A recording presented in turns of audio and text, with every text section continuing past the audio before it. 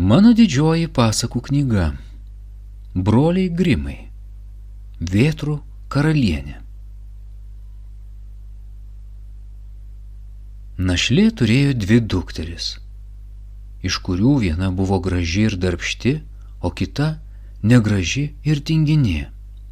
Bet šitą našlė labiau mylėjo, nes ji buvo jos tikra duktė, o ana varinėjo ir vertė dirbti visus darbus. Vargšė mergaitė turėjo kasdien atsisėdusi prie seno šulinio verpti tol, kol ją iš pirštų ištryždavo kraujas. Kartą susikruvino visi siūlai ir ji pasilenkė prie šulinio, norėdama juos nuplauti, bet siūlai išslydo iš rankų ir įkrito į vandenį. Verkdama ji parbėgo namo ir apsakė pamotei, kaip viskas nutikę. Toji piktai ją išbarė ir be jokio širdies skausmo tarė: kad buvai tokia neatsargi ir įmetei siūlus į šulinį, tai dabar pati juos iš ten ir ištrauk. Mergaitė nuėjo prie šulinio ir nežinodama, ką daryti, iš baimės šoko į vandenį. Ji neteko sąmonės, o kai vėl atsigavo, pasijuto begulinti margoje pievoje, kur švietė saulė ir žydėjo tūkstančiai žiedų. Pakilusi, ji nuėjo tolyn tą pievą ir priėjo krosnį, kurioje kepė duoną ir kepalai šaukė: trauk mus, nes kitaip mes sudegsim, esam jau seniai iškepę. Mergaitė priėjo prie krosnės ir ištraukė visus kepalus vieną po kito. Paskui nukeliavo toliau ir priėjo obelį. Obelis buvo lipte aplipusi obuoliais, kurie šaukė: nupurtyk mus, mes jau esam visai sunokę. Mergaitė priėjusi stipriai papurtė obelį ir ant jos galvos pasipylė obuolių lietus. Ji purtė medį tol, kol ant jo neliko nė vieno obuoliuko, o paskui, sudėjusi juos visus gražiai į krūvą, nupėdino toliau.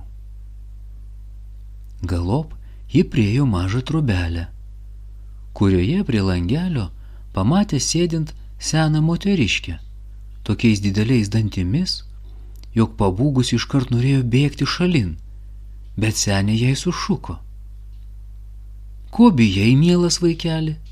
Pasilik pas mane ir jei gerai visus darbus namie dirbsi, puikiai čia gyvensi. Tik turėsi gerai kloti man lovą ir taip purtyti patalus, kad plunksnos iš jų lėktų, nes tada žemėje ima snigti. Aš esu Vėtrų karalienė. Kadangi senutė taip meiliai kalbėjo, mergaitė širdelė nurimo ir ji sutiko čia tarnauti. Visus savo darbus dirbo netingėdama ir gyveno be rūpesčių. Patalus ji purtė taip uoliai, kad plunksnos lakstė aplink kaip snaigės, o žmonės žemėje džiaugiasi sniegu. Už savo gerą darbą ji mėgavosi puikiu gyvenimu pas Vėtrų karalienę, kuri niekada jai neištarė pikto žodžio ir kasdieną lepino gardžiais ir sočiais valgiais. Bet pagyvenus ten kurį laiką, mergaitė ėmė darytis kažko ilgu. Iš pradžių ji pati nežinojo, kas ją yra, bet galop suprato, kad pradėjo ilgėtis savo krašto. Nors čia sekėsi 1000 kartų geriau nei namie, kur pamotė ją engė, o sesuo niekino, ją vis tiek širdis traukė pas savuosius. Galų gale ji pasakė šeimininkiai: pasiilgau namų ir nors man čia labai gerai, nebegaliu daugiau pasilikti. Turiu grįžti pas saviškius. Vėtrų karalienė neprieštaravo: man patinka, kad tu nori grįžti namo, o kadangi man ištikimai tarnavai, pati iškelsiu tave į viršų. Ji paėmė darbščiąją mergaitę už rankos ir nuvedė prie didžiulių vartų, kurių toji anksčiau niekada nebuvo mačiusi. Vartai atsidarė, o kai mergaitė žengė tarp jų, staiga ėmė lyti aukso lietus. Mergaitė visa aplipo auksu nuo galvos iki kojų.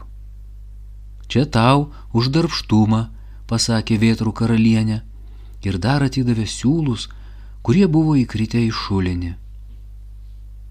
Tada vartai užsidarė ir mergaitė atsidūrė vėl ant žemės, visai netoli nuo savo namų. O kai įėjo į kiemą, gaidelis ant šulinio užgiedojo: kakariekų, kakariekų, mergelė stovi prie namų, dosniai apdovanota, gražiausiai paauksuota. Mergaitė nuėjo pas pamotę ir seserį, o kadangi buvo visa paauksuota, tai abi ją gražiai sutiko. Kai pamotė išgirdo jos pasakojimą, iš kur jie tiek turto gavo, panoro ir savo dukreliai tokios laimės.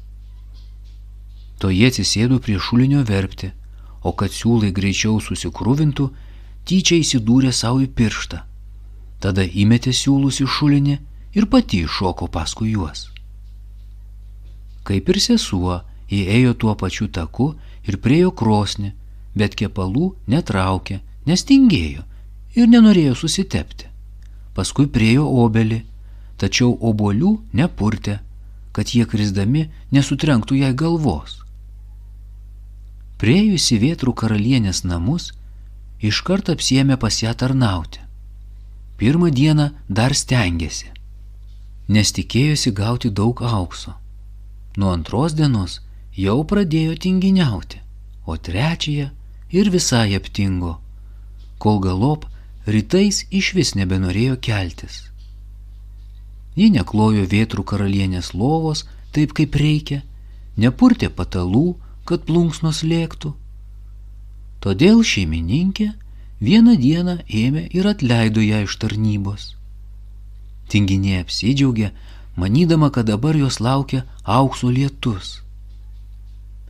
Senė nuvedė ją prie vartų, bet kai tinginė į juos įžengė, vietoj aukso ant jos pūkštelėjo visas kibiras deguto.